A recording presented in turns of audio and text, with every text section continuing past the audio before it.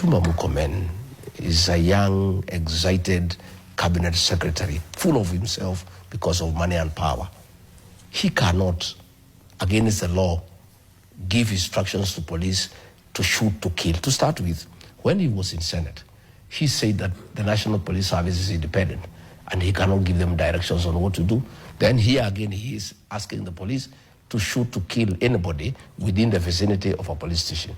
To start with, a police station is a public institution, and members of public have every right to go to a police station.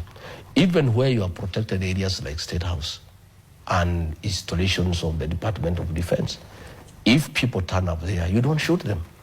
You find out why they are there and arrest them if they are there for interior motive and charge them. Again, let me tell police officers. I had Kipchumba Murkomen telling police officers to shoot people and he'll protect them. That is a lie, and they should not believe him. And I want to tell the police officers, they have seen what has happened. The police officers who tortured and killed Albert Ojwang today are in custody. They are before court on their own. They are facing murder charges. Yet the man who gave them instructions is at home doing his own things. Let me tell the police officers in our country, they are my brothers and sisters, they are my sons and daughters. Please follow the law. Don't take that stupid instruction from Kipchumba Murkomen seriously. Because you shoot somebody, you'll be arrested and taken to court. And I have told police officers to be very careful. I worked with William Ruto and people close to him. They are users. They'll use you, and when things get out of hand, they'll sacrifice you at high noon.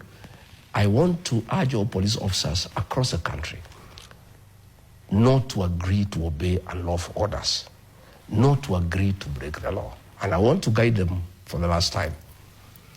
The work of a police officer, I was an officer in the security sector, is guided by 4 documents that are very, very important.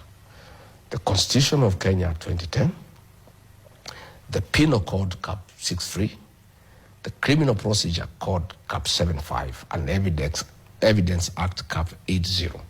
Those 4 documents should guide any police officer in this country. And anytime they are told to do something by their superiors, they should refer to those 4 documents. And if they find that whatever they are being asked to do is contrary to what is contained in those 4 documents, they must politely tell their seniors they are not able to do it. And if their seniors insist, they should ask for something in writing. They should ignore what Kipchumba has said. Kipchumba Murkomen is those young boys around William Ruto with a bloated ego, with a lot of arrogance, with a lot of impunity. And I had problems initially when William Ruto wanted to appoint Kipchumba Murkomen as CS Interior when we just came in.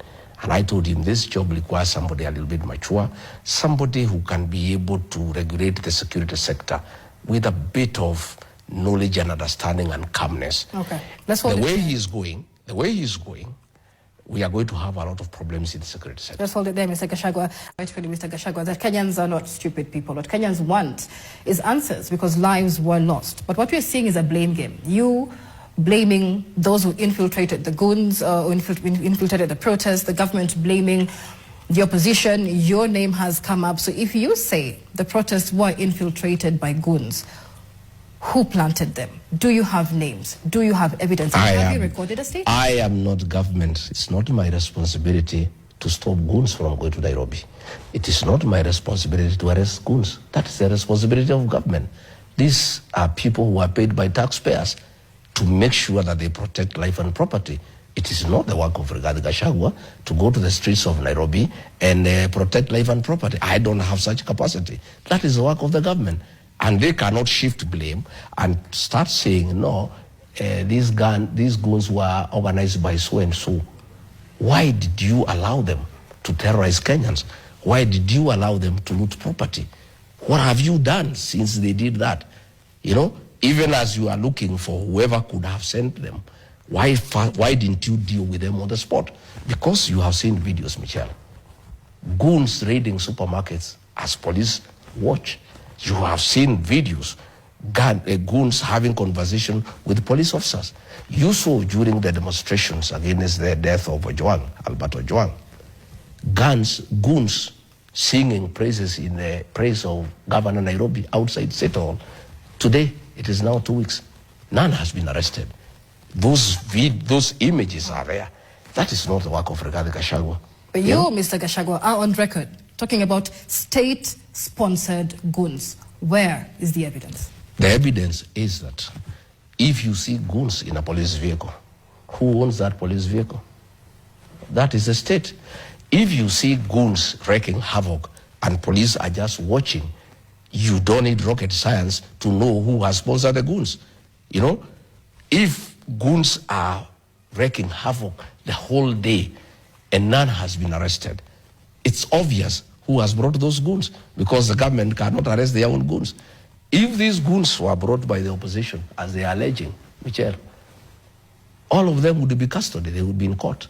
But these goons have not been arrested, and they cannot be arrested because they were brought by the state.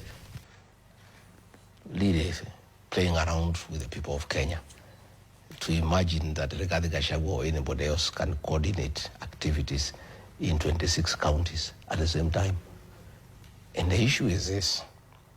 The question one must ask yourself, and that is why the government must stop taking people for granted.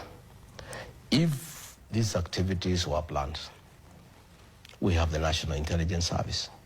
Where were they? You know, if they did not know, then they slept on the job. They are not supposed to be in office. If they knew and did nothing about it, again, they are guilty of failing to stop anarchy and violence. But from where I sit, Michelle, the protests were very peaceful. The GNCs were not violent. They had water ballot. I've heard him say, crying today, that he doesn't know how we want him to go home. I've heard him crying today. I saw him very mellowed. The usual bravado is not there. I saw him very mellowed, crying. Oh, people are saying Ruto must go. I need to understand how I need to go. President, don't throw the ball back to us. Kenyans have decided you'll be one term, you'll go. The decision of how you go is yours. There are two ways you can make a decision. One, you can resign and go home in dignity. Two, you can wait for the people of Kenya to remove you through the ballot in 2027. And I don't think anybody wants to overthrow William Ruto. All this nonsense that there was a coup, or they wanted to overthrow William Ruto, is all nonsense. It's just Ruto boys trying to hype him and cheat him so that he doesn't see the reality that Kenyans are agitating for reforms. Kenyans are agitating for good governance. They want to just lie to William Ruto that all this clamor you are seeing is not genuine. Kenyans are not angry. They still love you. Oh, they still support you. They are all lies. Oh, it was a coup. Oh, they want to overthrow you. That is all nonsense. Kenyans are agitated. Thank you so much for watching. Please remember to subscribe, like, share and comment. See you on my next video.